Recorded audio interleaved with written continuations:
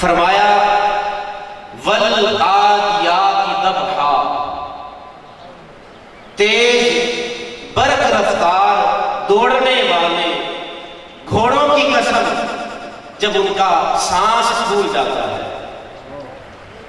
فالموریات قدحا، اور جب وہ دوڑتے ہیں ان کے دوڑنے سے ان کے سم پتھریلی زمین پر ٹکراتے ہیں اور ٹکرانے کی وجہ سے ان پتھروں سے شرارے نکلتے ہیں، ان شراروں کی قسم۔ فالمغیرات صبحا، اور پھر صبح کے وقت وہ دشمنوں کی صفوں کو تاخت و تاراج کر دیتے ہیں۔ فَأَثَرْنَ بِهِ نَقْعًا، اور تیز دوڑنے کی وجہ سے گرد و غبار ہوتا ہے اس کی قسم۔ فَوَسَطْنَ بِهِ جَمْعًا، اور پھر میدان عمل میں وہ دشمنوں کے اندر گھس جاتے ہیں اس کی قسم۔ اللہ رب العزت نے یہ قسمیں اٹھائیں اور محبوب کے غلاموں کے گھوڑوں کی قسمیں اٹھائیں۔ وہ قسم اٹھانے پر آیا تو اس نے محبوب کے چہرے کی قسم اٹھائی، کہا وَالضُّحَىٰ وَاللَّيْلِ إِذَا سَجَىٰ۔ وہ قسم اٹھانے پر آیا، اس نے محبوب کے شہر کی قسم اٹھائی، فرمایا لا اقسم بهذا البلد۔ وہ قسم اٹھانے پر آیا، اس نے محبوب کے زمانے کی قسم اٹھائی، فرمایا والعصر۔ وہ قسم اٹھانے پر آیا، محبوب کے غلاموں کے گھوڑوں کی قسم اٹھائی، اور نہ صرف گھوڑوں کی قسم بلکہ وہ گھوڑے جب تیز دوڑتے ہیں، دوڑنے سے وہ جو تیز سانس لیتے ہیں، اللہ نے ان کی قسمیں اٹھائی۔ جب اللہ رب العزت کو محبوب کے غلاموں کے گھوڑے اتنے پیارے ہیں، جو ان گھوڑوں پر سوار ہوں گے وہ کتنے محبوب ہوں گے۔ اگر آدمی تعصب کی پٹی اتار دے تو یہ چیز واضح ہو جاتی ہے کہ اللہ رب العزت نے یہاں پر نسبت کی عظمتوں کو بیان فرمایا کہ وہ گھوڑے ان کو نسبت ہے محبوب کے غلاموں سے، تو اللہ رب العزت نے ان غلاموں کے گھوڑوں کی قسم اٹھائی۔ اگر آدمی تعصب کی پٹی مزید اتار دے، یہ برا ہو فرقہ پرستی کا، لوگوں نے یہاں تک کہا نبی کے ساتھ تعلق ہونا کوئی بڑی بات نہیں، نبی کا بیٹا ہونا، نبی کا خون ہونا، نبی کا خاندان ہونا کوئی بڑی بات نہیں۔ میں کہتا ہوں نبی کا بیٹا ہونا، نبی کا خون ہونا، نبی کا خاندان ہونا یہ تو بڑی عظمت کی بات ہے ہی، لیکن نبی کے غلام اور غلاموں سے نسبت رکھنے والے گھوڑے رب کو وہ کتنے پیارے ہیں جو نبی کا خون ہوگا، جسے نبی کے ساتھ نسبت ہوگی، اللہ کو وہ کتنے پیارے ہوں گے۔ یہاں پر اللہ رب العزت نے نسبت کی عظمت کو بیان فرمایا۔ آدمی تھوڑا سا غور کرے، ذات کا کتا ہے لیکن نسبت قائم ہو گئی اللہ کے ولیوں کے ساتھ، تو اللہ رب العزت نے اس کتے کا ذکر قرآن مجید میں فرما دیا، اور نہ صرف کتے کا ذکر کیا بلکہ فرمایا وَقَلْبُهُمْ بَاسِطٌ ذِرَاعَيْهِ بِالْوَسِيدِ۔ ان کا کتا غار کے دھانے بازو پھیلا کر بیٹھا ہوا ہے۔ نہ صرف کتے کا ذکر کیا بلکہ اس کی حیت جلوس کو بیان کیا۔ نے سوال کیا باری تعالیٰ اس میں ہمارے لیے کیا سبق ہے؟ قرآن جس کا ایک ایک لفظ انسان کو روشنی بخشتا ہے، زندگی گزارنے کے اصول دیتا ہے، نگاہ و چاشنی دیتا ہے، اس کتے کا ذکر کرنے میں ہمارے لیے کیا سبق ہے؟ اس نے فرمایا یہی تو سمجھانا چاہتا ہوں، ذات کا کتا ہو لیکن نسبت میرے ولیوں کے ساتھ ہو جائے، مجھے وہ بھی پیارا لگتا ہے۔ نعرہ رسالت، نعرہ رسالت، نعرہ رسالت۔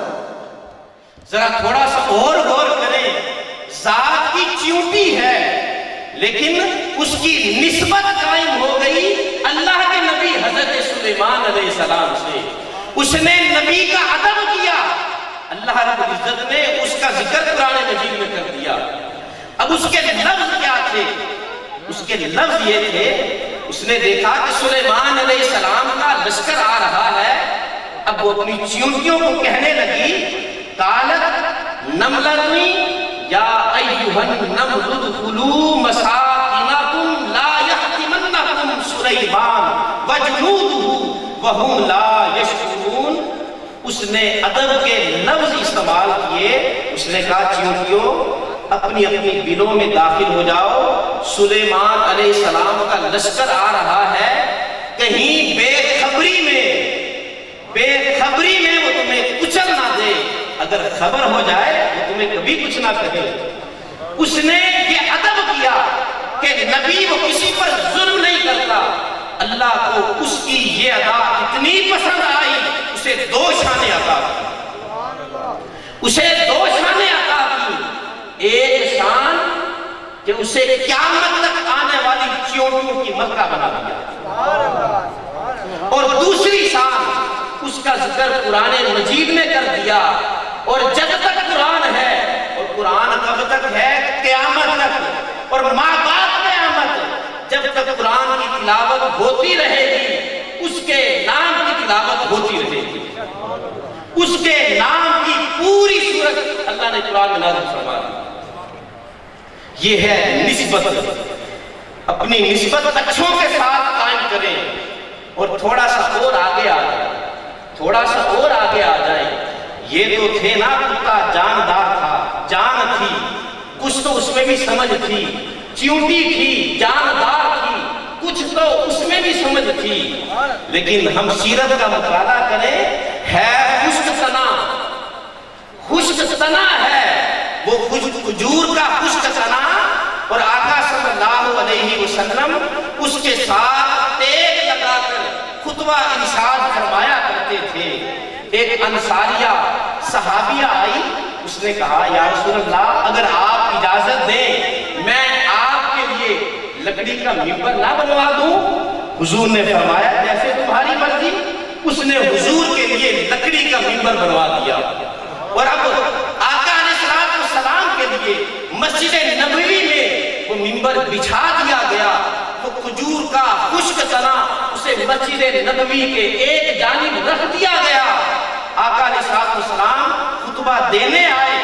قبل اس سے کہ آقا علیہ السلام پھول نچھاور کرتے اور صحابہ ان موتیوں کو, ان پھولوں کو اپنے دامن میں سمیٹتے, اچانک رونے کی آواز آتی ہے. اور وہ رونے کی آواز ایسی دردناک ہوتی ہے جس طرح کسی اونٹنی سے اس کے بچے کو جدا کر دیا جائے, اس طرح اس کی آواز آتی ہے. صحابہ دیکھتے ہیں کہ کون رو رہا ہے, کون اذیت میں ہے, کون اتنے قلب کے ساتھ رو رہا ہے. تو جب نظر پڑی تو دیکھا وہ خشک تنا رو رہا تھا.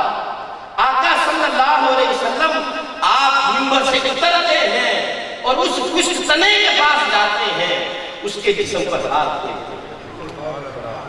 اب یہاں پر غور کریں, تنا بولتا نہیں ہے, اس کی آنکھیں نہیں ہیں, اس میں شعور نہیں ہے, وہ سنتا نہیں ہے, وہ کھجور کا خشک تنا ہے. وہ تنا اس کی نسبت حضور کے ساتھ قائم ہو گئی. اللہ نے بے جان تنے میں جان پیدا کر دی. یہ ہے نسبت. عیسیٰ علیہ السلام آپ مردے کو ٹھوکر مارتے ہیں, کہتے ہیں تم بِإِذْنِ اللہ, اللہ کے حکم سے کھڑا ہو جا. وہ مردہ زندہ ہو جاتا, 2300 سال پرانا ہوتا. مردے کا زندہ ہونا اتنی حیران کن بات نہیں ہے. اس میں کبھی جان تھی, وہ کبھی بولتا تھا, وہ کبھی دیکھتا تھا, وہ کبھی سنتا تھا. حیران کن بات یہ ہے جو بے جان ہے, جو نہ دیکھتا تھا, نہ سنتا تھا, نہ بولتا تھا, اس کی نسبت حضور کے ساتھ قائم ہو گئی. اسے جدا کیا کیا, وہ تو رونے لگ گیا. اس کے اندر جان پیدا ہو گئی. آقا علیہ السلام نے اسے خلاصہ دیا اور کہا اگر تو کہے تو یہ مدینہ کے باغوں میں لگا دیتے ہیں، اگر تو کہے تو یہ جنت میں لگا دیتے ہیں۔ اس نے کہا یا رسول اللہ جنت والا سودا منظور ہے، وہاں پر آپ تو ہوں گے نا۔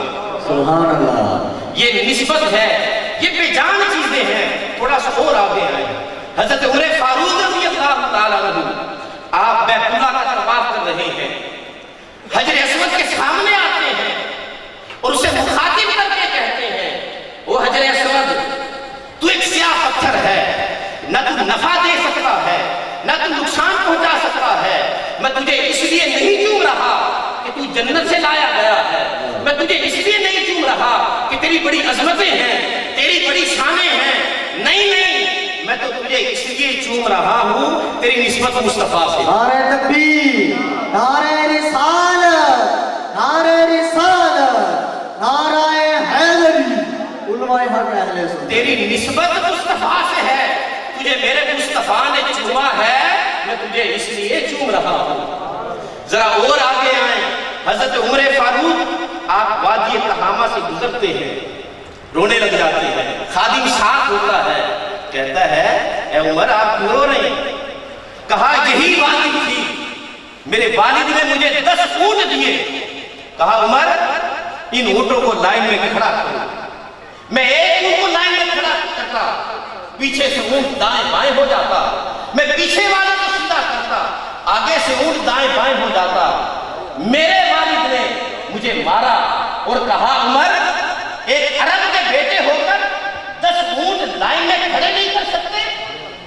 کہا مجھ سے 10 اونٹ لائن میں کھڑے نہیں کیے گئے اور آج حضور کی غلامی میں آ گئے، حضور کے ساتھ نسبت قائم ہو گئی، آج لوگوں کو لائن میں کھڑا کیا۔ سبحان اللہ، سبحان اللہ۔ یہ نسبت ہے۔ تھوڑا سا اور آگے آ جاتے ہیں، ایک صحابی ہے آقا علیہ السلام کے، وہ بار بار نافرمانی کرتے ہیں، بار بار گناہ ہوتا ہے، حضور انہیں سزا دیتے ہیں، وہ سزا کھانے کے بعد وہ پھر کوئی جرم کر بیٹھتا، حضور اسے پھر سزا دیتے۔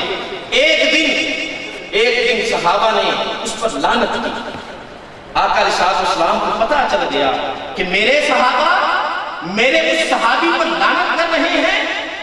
حضور نے فرمایا صحابہ اس پر لعنت نہ کرو، تمہیں نہیں پتا یہ اللہ اس کے رسول کے ساتھ محبت کرتا ہے، اس کی نسبت اللہ اس کے رسول کے ساتھ ہے۔ اچھا اس کا کام کیا تھا، وہ کون سی محبت تھی؟ اس کی محبت یہ تھی کہ وہ بازار میں جاتا، دیکھتا کوئی اچھا پھل ہے، دیکھتا کوئی اچھا پنیر ہے، پیسے ہوتے نہیں تھے، غریب تھا، وہ ادھار سامان خریدتا اور حضور کی بارگاہ میں لے آتا اور آ کر عرض کرتا یا رسول اللہ یہ آپ کے لیے تحفہ ہے، اسے قبول فرمائے۔ اور آقا علیہ السلام تحفہ قبول فرماتے، اسے دعائیں دیتے۔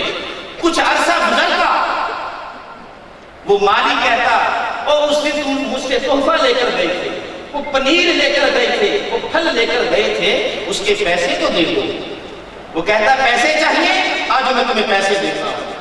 اس کا ہاتھ پکڑتا، حضور کی بارگاہ میں لے آتا، یا رسول اللہ جو اس دن میں نے آپ کو تحفے دیے تھے، یا رسول اللہ اس کے پیسے دے دو۔ حضور نے فرمایا کہ وہ تو تم نے مجھے تحفہ دیا تھا۔ عرض کی یا رسول اللہ غریب آدمی ہوں، میں نے دیکھا کہ اچھا پھل ہے، وہ میں آپ کی بارگاہ میں لے آیا، ادھار خرید کر آپ کی بارگاہ میں لے آیا، پیسے تھے نہیں، میرا دل چاہا اچھا پھل ہے اسے آپ ہی کھائیں۔ حضور دعائیں دیتے اور اس کی رقم عطا کرتے۔ اب وہ غریب صحابی تھے، ایک دن بازار میں کھڑے ہیں، یہ میں آپ کو نسبت بتا رہا ہوں، بازار میں کھڑے ہیں اور وہ کوئی چیز بیچ رہے تھے۔ آقا علیہ السلام آہستہ سے اس کے پیچھے گئے اور اس کی آنکھوں پر ہاتھ رکھ دیا، اس کی آنکھوں پر ہاتھ رکھ دیا۔ اور جس طرح آدمی وہ کسی کی آنکھوں پر ہاتھ رکھے نا، زبان سے بولتا نہیں ہے کہ یہ خود بتائے، یہ بوجھے میں کون ہوں۔ حضور نے بتایا نہیں کہ میں کون ہوں، اس کی آنکھوں کے آگے ہاتھ رکھ دیے، خود بتائے میں کون ہوں۔ اب حضور ہاتھ رکھے پتہ نہ چلے، حضور ہاتھ نہ رکھیں اور پتہ نہ چلے، وہ تو روئی سے بھی زیادہ نرم ہاتھ، جن گلیوں سے حضور گزرتے ہیں وہ خوشبوؤں سے مہک جاتی ہیں اور پتہ نہ چلے تو حضور نے ہاتھ رکھا ہے. اب وہ انہیں پتا تھا اگر بتا دیا حضور نے ہاتھ ہٹا لینے ہیں. حضور نے ہاتھ ہٹا لینے ہیں. کہا جتنی دیر ہاتھ رکھے ہیں رکھے ہی رہنے تھے. سبحان اللہ. سپنے دے وچ ماہی ملیا, سپنے دے وچ ماہی ملیا, میں گل وچ پا لیاں باواں, ڈر دی ماری اکھ نہ کھولا, متا پھر بچھڑ نہ جاواں. سبحان اللہ. نعرہ تکبیر, نعرہ رسالت, نعرہ رسالت, نعرہ حیدری, نعرہ غوثیہ, علماء حق اہل سنت. اور اس نے کیا کیا, وہ تھوڑا سا پیچھے ہوا, اپنی پشت کو حضور کے سینے کے ساتھ مس کرنے لگے. حضور نے پھر ہاتھ خود ہی ہٹا دیے اور کہا اس غلام کو کون خریدے گا, اس غلام کو کون خریدے گا. کوئی تو تعلق تھا جو کہا میں اس کا مالک ہوں, کوئی تو تعلق تھا. میں آپ کو کہہ سکتا ہوں اس غلام کو کون خریدے گا, پکڑ نہیں لے کہ میں تمہارا غلام ہوں. کچھ تو تعلق تھا نا, غلام نہیں تھا لیکن کہا اس غلام کو کون خریدے گا. اب اس نے کہا یا رسول اللہ اس غلام کو کون خریدے گا, اس کی کوئی قدر و قیمت نہیں ہے. حضور نے فرمایا تمہیں کیا پتا, اللہ اور اس کے رسول کے ہاں تمہاری کیا قدر و منزلت ہے. یہ نسبت ہے, یہ نسبت ہے. آخری بات, شہنشاہ نقشبند حضرت بہاؤالدین نقشبندی رحمۃ اللہ علیہ, آپ ایک علاقے میں تشریف لے گئے. لوگوں کو پتا چلا کہ شہنشاہ نقشبند آئے ہیں اور لوگ جوک در جوک ملنے آنے لگے.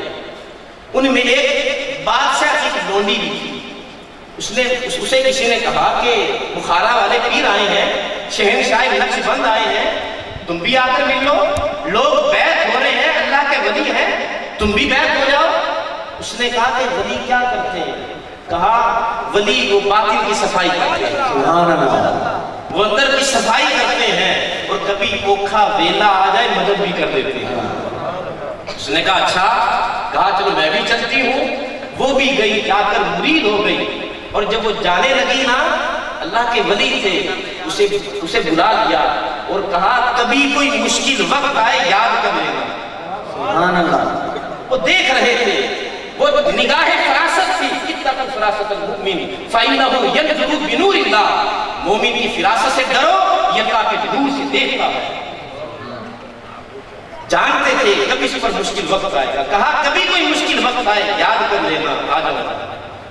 اب وہ بادشاہ کی لونڈی تھی, اس کا کام یہ تھا, وہ بادشاہ کا وہ کمرہ صاف کرتی, بستر صاف کرتی.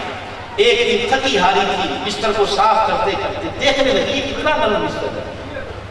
دیکھا بڑا نرم ہے, بیٹھ گئی. تھکی ہاری تھی, آنکھ لگ گئی. ادھر سے بادشاہ آ گیا.